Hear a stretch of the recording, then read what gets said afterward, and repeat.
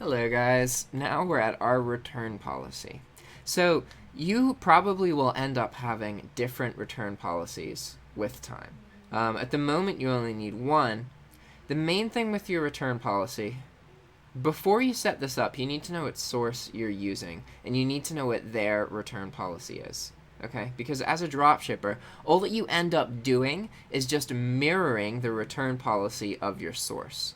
If your source offers free returns, then you can offer free returns. But if your source doesn't offer free returns, then you need to have paid returns, right?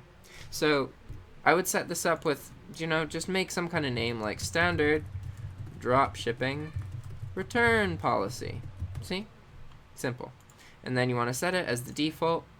And then these settings that you pick here are going to affect the search algorithm that displays items to buyers. If you offer a better return policy, like a 30-day return policy with returns accepted, your item will be pushed higher in search results. If you have no returns accepted, then your items will be pushed lower. So having these set to returns accepted, 30 days, yada yada yada, this will push your items a little bit higher.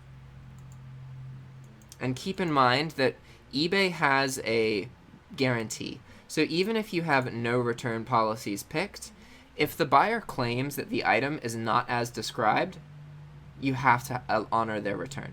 It doesn't matter. So you will have to deal with returns at some point. And understanding what goes into them is important, because they are part of the business. And a lot of people stress out and freak out.